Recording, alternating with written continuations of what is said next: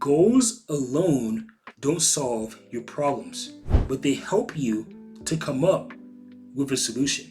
If you're not motivated, set a goal, because that aim gives your mind a target to go after. It gives you something to be motivated for.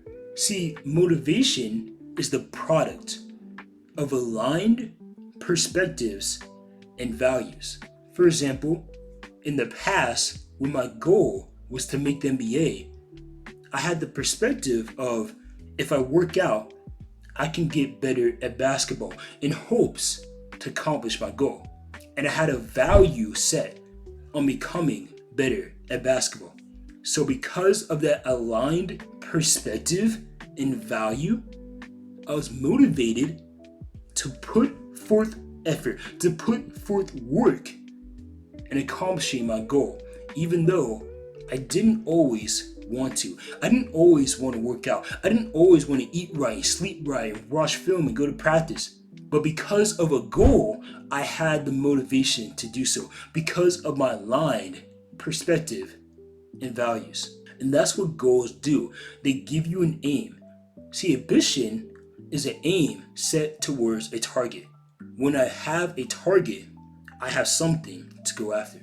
So why don't people set goals? One reason is due to poor mental faculties. Not that there's something wrong with them, but it's because of their past conditions.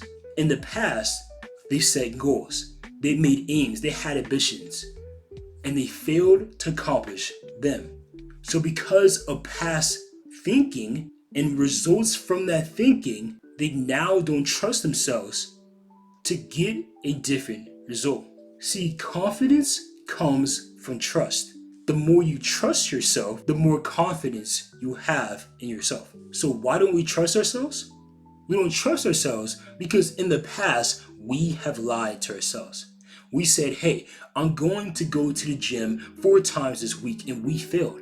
Hey, I'm going to get better in my relationship with God. Hey, I'm going to get married. Hey, I'm going to do this. And we keep setting these targets. We keep making these aims in our mind, these ambitions, and we keep shooting after these targets. And like sin, we fall short of the target we're going after.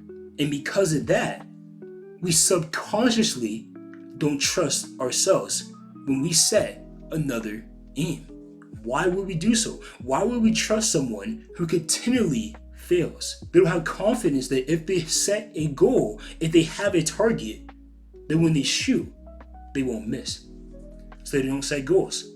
And because they don't set goals, they aren't motivated to put forth action, to get better, and to become more. So what should we do about this? How can we fix past programming, past thinking, and past results? You can't.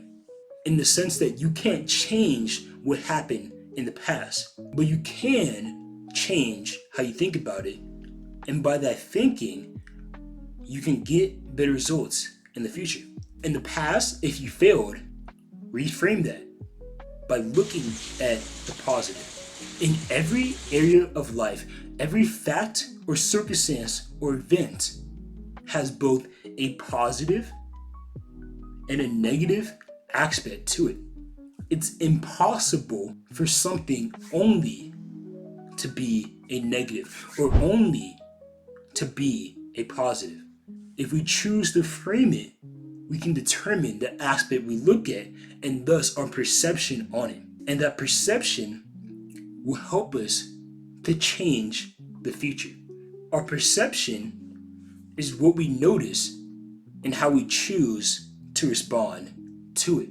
So we can go through the same circumstances as other people, notice the same exact things, but have a different response because we choose to look at a positive aspect, have a positive perception instead of someone who has a negative. So how can we develop a more positive perception? It's all based on our focus. Our focus on the side or aspect we're looking at, the positive or negative. I like to say it like this. It's a framework, and the first 4 parts to this framework I got from Myron Golden, but I added the last step myself. It's what we say creates a frame. Frames shape focus. Focus forms beliefs. In this part, I added myself. That our beliefs shape our perception of reality. That's how we get a different perception. If I say something different, I have a different frame. For example, let's say I shoot a basketball shot and I miss the shot. Well, I could have a different frame by saying something different. If I said, man, I'm off today, that frame is going to be, why should we shoot anymore? We're going to focus on that miss. That miss is going to produce a belief in our hearts and a perception saying, hey, we're bad at basketball. But if I say, man, I'm going to make the next shot, that produces a different frame, and that frame has a different focus on it, focusing on the positive. That positive produces a different belief. That belief gives us a better perception. So by saying something different, we see something different. And when we see something different, our perception becomes better. And we then can change the future for the better. That's how we differ from past thinking. That's how we change our past to get a better future, changing our perception. So for the future, when we want to set a goal, change the perception on the goal. Instead of saying, I can't do this, ask yourself a question. How can I do this? Questions naturally spark answers. I think about this. Jesus never asked a question he didn't know the answer to. So why did he ask the question? I believe he asked not for his own awareness, but for the awareness of the other person. By asking them a question, their mind searches for an answer, and they become aware of a solution to the question. Similarly, instead of making a statement saying, I can't do this, say, how can I do this? That gives you an answer. So when we make our goals this year, when we set aims, when we make targets, ask, how is this possible? And when you find the answer, put forth effort into it, and you get great results, even if you don't accomplish your goal. Because the only loss in life is when we don't put forth effort into something we could accomplish. I got that frame from my basketball coach. It was after our last game of the season. We lost in overtime, and obviously the locker room was frustrated. People were almost crying. We were upset that we lost the game. As a coach, knowing it's the last game of the season, knowing some of the seniors will never play basketball again, at least not in a school setting, what are you supposed to say? So my coach comes in and he tells us, hey, the only loss in life is when you don't take advantage of an opportunity. And we took advantage of that opportunity that we had because we put forth effort. So we didn't lose. Even though we lost the game, we won because we took advantage of the opportunity that we had. In a similar way, when we set goals, even if we don't accomplish the goal, we get a great result because we become more. We grow as people. We grow because if you shoot for the stars and miss, you may just hit the moon. So set goals, get better, and become more. Thank you guys for watching. If you like this type of content, feel free to subscribe. I try to post a short every single day and a long form video at least once a week.